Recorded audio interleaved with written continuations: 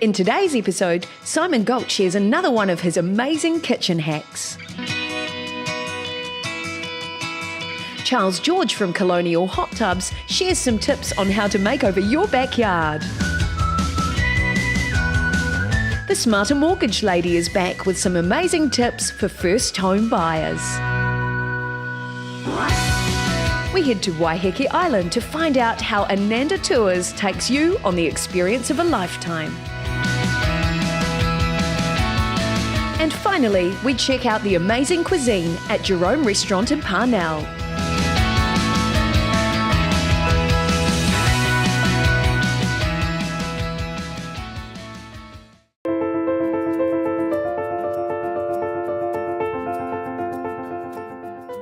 Hey everybody, I've just cooked some scrambled eggs in a stainless steel pan, and that's it afterwards. See how they haven't stuck? Let me show you. I did a video showing my 8-year-old how to cook fish fillets and how they don't stick in a stainless steel pan, and then Anthony asked how to cook scrambled eggs because he had a problem with them sticking, and I feel like he's not alone, so let's have a go. A pan too hot and everything will stick and burn. A pan not hot enough and everything will stick. The key is preparation and having everything ready. So I've got my scrambled egg mix ready, I've got a plate ready to put it on, I've got my cocoa ghee, which I'm going to use instead of butter today, which by the way is New Zealand grass-fed butter, coconut oil and avocado oil mixed together. So delicious. And my eggs are ready if I want to cook some more eggs, which I probably don't, but I've got some salt, I've got some pepper, and I've got a spatula ready. Let's get the pan on the heat. I'm starting with a cold pan, so you can see I can touch it, no problems at all. I'm now turning it on to a medium-high heat, and at the end of the video I'll show you how to make my scrambled egg mix. Alright, I've got a little bowl of water and a half teaspoon measure there, and what I'm looking for is to be able to hold my hand above the pan, not touching it, for about 5 seconds, and then it would be too hot and I need to take my hand away. That's how I check it, but there is a fail-safe method where we use the water, and I'm going to show you, and that's called the mercury ball effect. So if I put water in now, you can see nothing's going to happen to it at all because the pan is not hot enough at all. And it's heated up a little bit more, I can start to feel some heat coming through, and I'll pop a teaspoon of water in there. Still, it's starting to little bubble away and it's going to evaporate. Not hot enough. If we put anything in there now, it will stick for sure. I'll just get rid of that water. Now, you've got a little time to hit the subscribe button. Have you ever done that before? A lot of you guys come to watch my videos via Facebook, but it really helps me out if people subscribe. It's free and it's not hard, and you can hit the like button, you can leave a comment, so maybe think about that while we wait for this pan to heat up. Still, I can hold my hand there for ages. It's not hot enough at all. It's going to take a little while. Right, we'll try again. Put it in. See, it evaporates quite quickly, doesn't it? But everything will stick if the water does that. We need the water to literally float on top of the pan. If the water doesn't stick, then our food won't stick. It's as simple as that. Let's have another go. Now you can see there's some tiny balls coming up here, so we are getting closer. Have another feel here. So I don't normally do the water test. I do this with my hand and just hold it just above the pan surface, and after I can hold it there for 5 seconds, and then after that I can't. It's time to start cooking. I've got everything ready. That's key, because once the pan's the right temperature, we want to pop it in there. Again now. You see how we've got this ball? One ball. That is perfect. See, it's just gliding over the surface there. We're at exactly the right temperature. So we'll get rid of that. I'm going to turn the heat down a whisker. I'm going to get my cocoa ghee in here, which will start melting. And what I want to do is just lift the pan up and ensure that it is everywhere. There we go. And in go our egg mixture. And just leave it for a second or two and watch this. Look how it doesn't stick. And we can just allow the egg to escape everywhere else to start cooking. And look at that. And I want creamy eggs, so it's important that I don't totally cook it because the heat of the egg will keep it cooking afterwards. So it's a little bit omelette-y, but you can, I'm just trying to really demonstrate here how it just does not stick to the pan. And it's done. And look, just shuffle it off there and you've got creamy egg. And look at that pan. Nothing stuck to it. Shall we try a fried egg? So whilst that pan is just heating up a little bit, it's probably getting a wee bit hot there, I'm going to crack the egg into a bowl. Don't crack it on the surface on the corner, crack it straight down like that, and that way you'll get an even crack. So again, get some ghee in here, and we'll shuffle it around a little bit. There we go, and we will bring the egg right down to the pan. Let's move in a little bit. There we go. You've got to use fresh eggs. I'm using these beautiful true eggs, which we sell at my deli. Now let's have a look. See? Not sticking at all.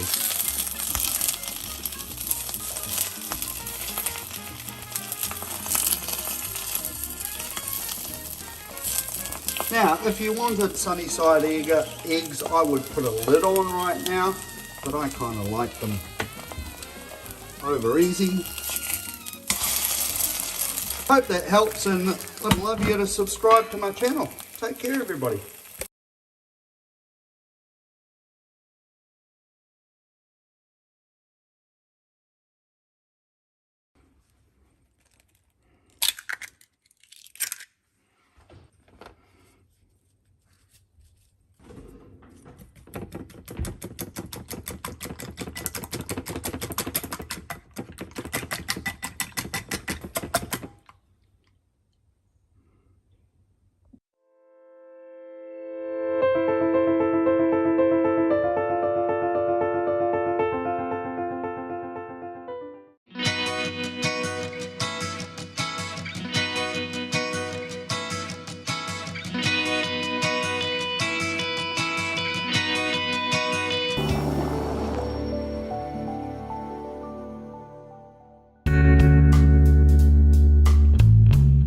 Ready to add value to your property and your life? If so, the team at Colonial Hottubs are here to help, using time-honoured craftsmanship that you and your family will love for years to come. Hot tubs are great for families. You'll have conversations in a hot tub with your kids that you'd never have in the kitchen or in the living room. You'll create, memories that'll last a lifetime.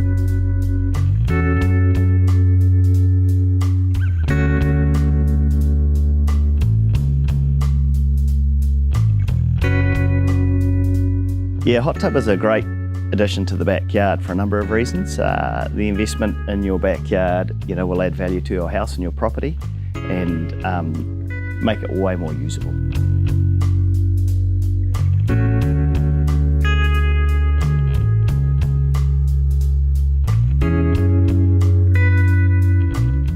One of our big things is attention to detail and service. So we will turn up and show you how to use your hot tub personally.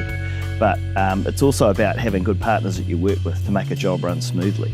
For example, a good landscaper that can make a deck look like this and the backyard look like this is crucial to what we do.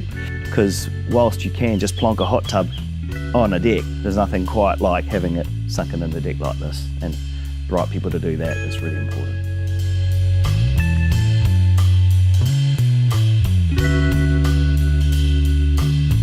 So a hot tub is a great addition and a great investment for anybody's backyard. We all know it increases our Kiwi lifestyle ability. It brings our families together. It has the health benefits. It's the great Kiwi outdoor lifestyle. Get it done right. The whole thing is going to be fantastic.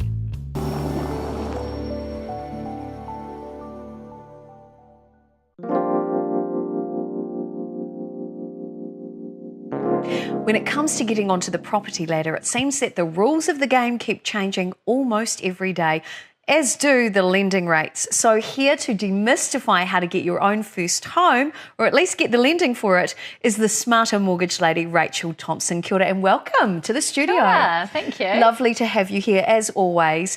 Now, you've been featured on the show a number of times because of your knowledge and expertise, but there is a bit of a story behind getting your own first home. So tell me about how that happened for you. Well, I was a single parent and I was self-employed, so there represents a challenge in itself. And I bought my first home with my sister with a little bit of help from our mum and dad. I went to the bank and my sister and I went together and they said, no, I'm sorry, you can't have a mortgage.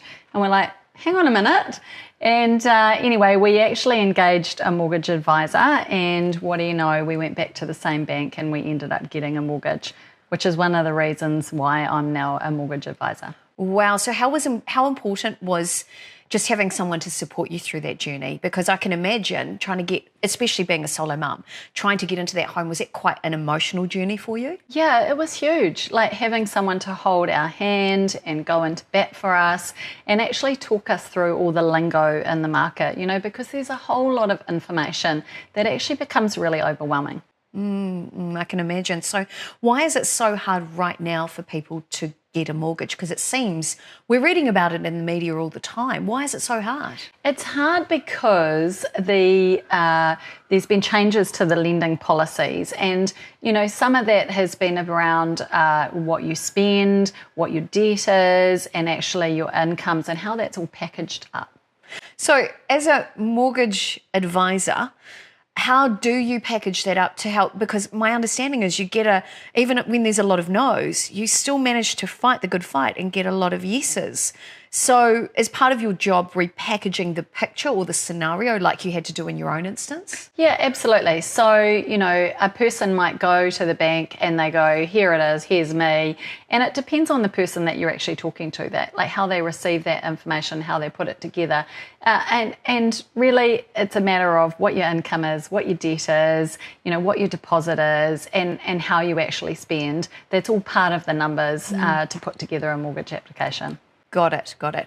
So my understanding is the market that's really struggling right now is the first home buyer market.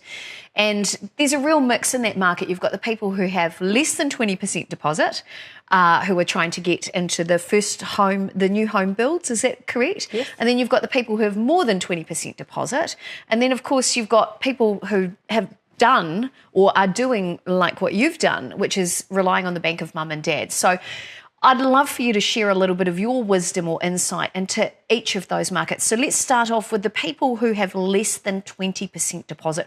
What should they know right now about that journey? What they should know is that sometimes, like kind of 9 times out of 10, maybe their existing bank, where it's called main bank, might be their best place to go for a mortgage. That doesn't mean they necessarily have to approach them directly. They can actually do that through an advisor. But it means their deposit's less than 20% and therefore their mortgage is more than 80%. And there's a whole lot of restrictions for lenders on how much they can lend, like to how many people in that market. They also need to really review what their short-term debt is, because that actually affects their ability to get a mortgage. And then also the market that they're buying in at the moment is really the new build. So it's that affordable housing that you're talking about. And it's not just Kiwi Build. There's a number of developers out there who are putting aside a percentage of their development for first home buyers. Oh, wow, I had no idea. Yeah. So what about the people who have more than 20%? So they've been very diligent, maybe their debt is a little bit lower, they may have a rogue credit card here and there. What's the scenario likely for them or the situation? Yeah, so when they've got 20% or more, they've kind of got the opportunity to review the market. So they could come to me and I could actually take them out to 3 or 4 banks. Generally, I wouldn't go to all of those banks because that might affect their credit rating, and we don't want to do that because they've clearly done a great job of saving. So what they actually the world is their oyster a little bit, and they can actually buy an existing house. So they might be the ones out there going to open homes and actually competing against others at auctions because they don't have the same lending restrictions. And generally they've got low debt and they've got good incomes, and they're the kind of mortgage application that people want to get their hands on. In both of those markets, how important is credit rating as well? It's huge. It's huge. Account conduct is huge. Like, spending less than you earn is key. I've mentioned it on a number of occasions. You know, like the best way to actually do the best for yourself is to spend less than you earn.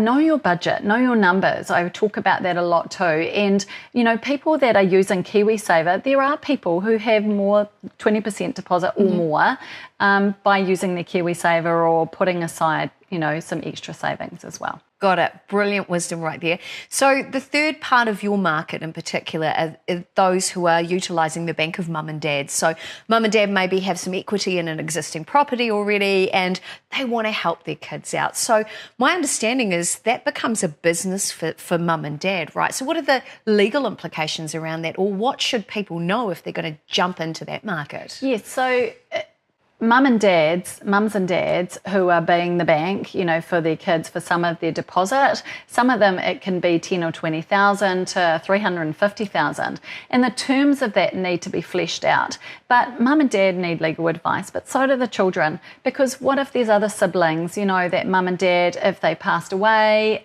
you know, that their estate would be divvying out that money, and these siblings have already had some help, but these ones haven't. So that's really, really important. There's a way that the bank will receive that kind of assistance from mum and dad. So there's some T's and C's around that as well.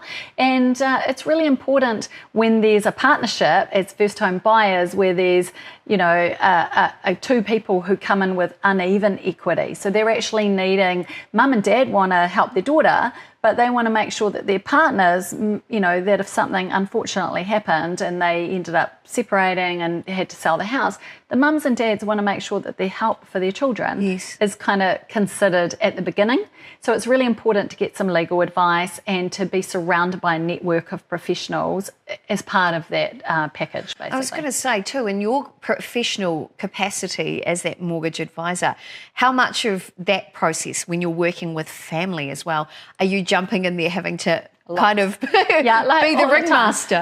Like often I'm on Zoom calls with mums and dads and their kids, and I'm going, mums and dads, you need to look after yourself. And I'm going to the kids, well, you know, you're utilising the help, but what about in your partnership if you're coming in with uneven equity? So they might need some relationship property advice. So they're planning the exit at the beginning so that everyone knows the terms and conditions of that agreement. Gotcha. Now, I know one of the biggest questions that, you know, because obviously you've featured on the show a few times, that people have asked me. So I've had personal messages about you saying, oh, Rachel's great, she's really knowledgeable. How much does a mortgage broker cost? Most of the time, nothing.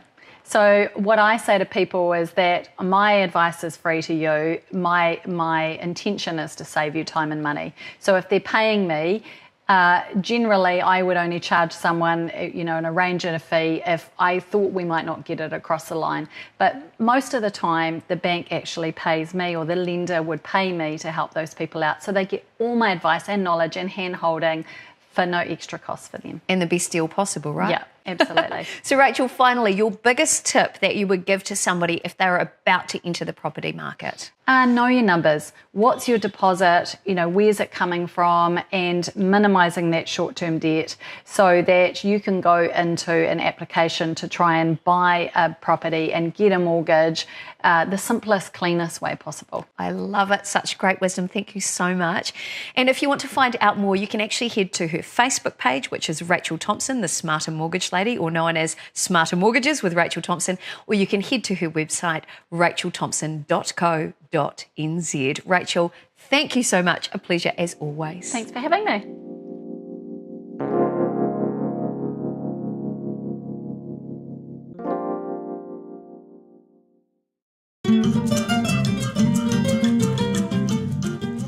If you're looking for a fun experience to enjoy with family and friends or a girly day out, you can't beat a trip to Waiheke Island. And it all starts here in downtown Auckland.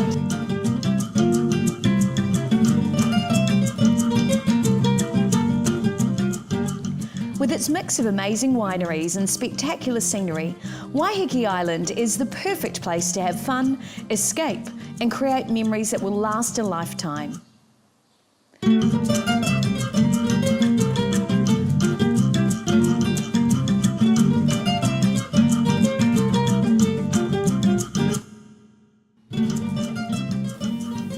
And the brilliant team at Ananda Tours, who are actually Waiheke's longest running family-owned tour company here on the island, can actually personalise or customise your tour experience to ensure you and your party have the best day ever. I'm so excited.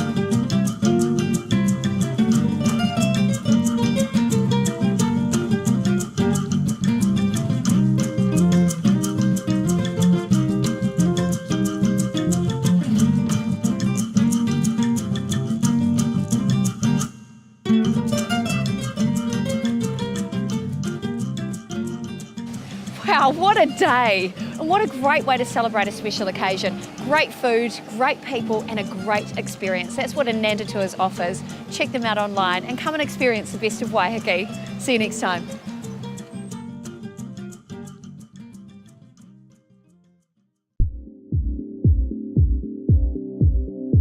Well, it seems these days finding a great place to eat that serves everybody's dietary requirements is getting harder and harder. Finding a place that's gluten-free, vegan-friendly, vegetarian, or suits low-carbers like me can be so hard when you're trying to organise a lunch for family or friends. But I heard that Gerome's in Parnell actually has an amazing Mediterranean menu that has a little bit of something for everybody. So let's take a look. Hi, thank you. This place has the most amazing upstairs dining area. You are going to love it.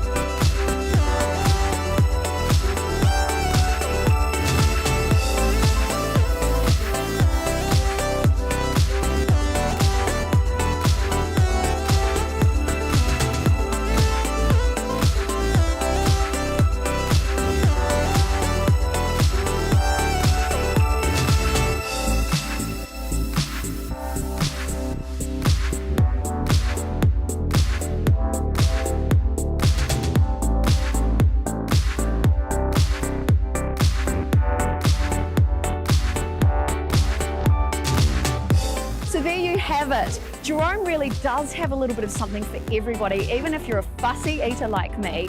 The great thing I love too is whether you want to dine in luxury upstairs or even book it for a special private function in their private dining room. They have space for everyone. So check them out. I'll share the link of their website below, but try it for yourself. I know you're going to love it. See you next time.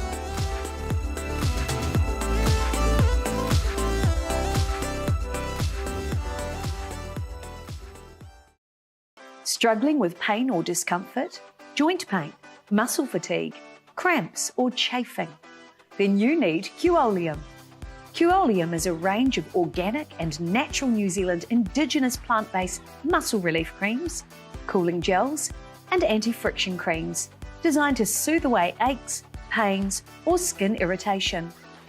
Originally designed by a physiotherapist to support the recovery of pro athletes, Quolium muscle rubs and anti-chafing creams are a great choice for hardcore athletes, sporty kids, or those with injuries, arthritis, or daily aches and pains. So order yours now in the Guide to Better Living online store and use the coupon code GUIDE10 in the cart to secure a 10% discount. Reclaim your life and your movement with Quolium.